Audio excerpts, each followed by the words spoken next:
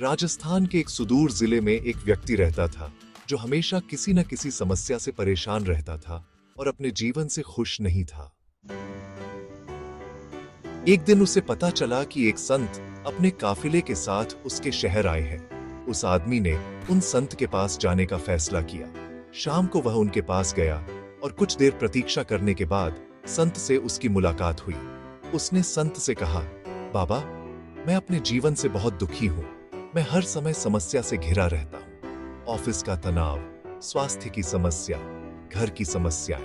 कृपया मुझे कोई रास्ता बताएं जिससे मेरी सारी समस्याएं समाप्त हो जाएं और मैं एक शांतिपूर्ण और सुखी जीवन जी सकूं।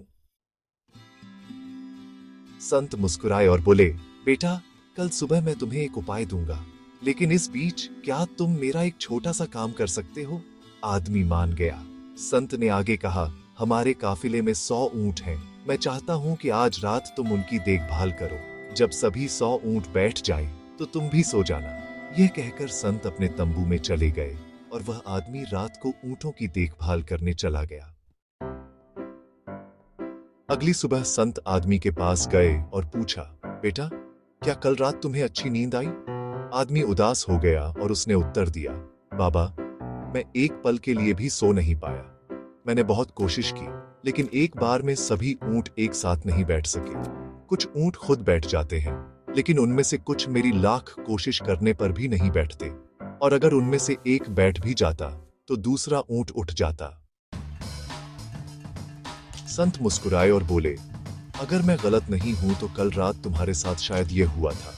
कई ऊंट थे जो रात को खुद बैठे रहे थे। कई ऊंट तुम्हारे प्रयास से बैठ गए। कुछ ऊंट तुम्हारी कोशिश के बाद भी नहीं बैठे, और फिर बाद में तुमने पाया कि कुछ समय के साथ वे खुद ही बैठ गए। आदमी ने जवाब दिया, हाँ महात्मा जी, बिल्कुल यही हुआ था। संत ने अपनी बात जारी रखते हुए आगे कहा, अब क्या कुछ तुम्हारी समझ में आया? हमारे जीवन में समस्याएं भी कुछ ऐसी ही होती हैं।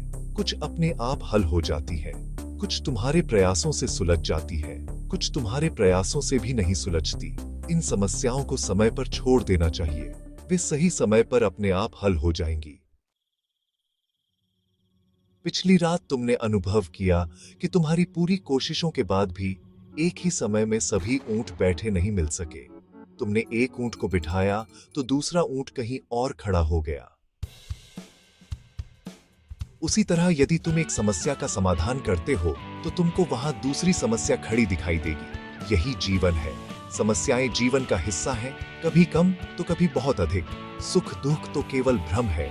समस्याएं जीवन का हिस्सा हैं, लेकिन इसका मतलब यह नहीं है कि तुम उनके बारे में सोचते ही रहो। तुम समस्याओं को एक तरफ रखकर आगे बढ़ते रहो। बस जीवन के उद्देश्य आत्म साक्षात्कार की ओर बढ़ना सीखो।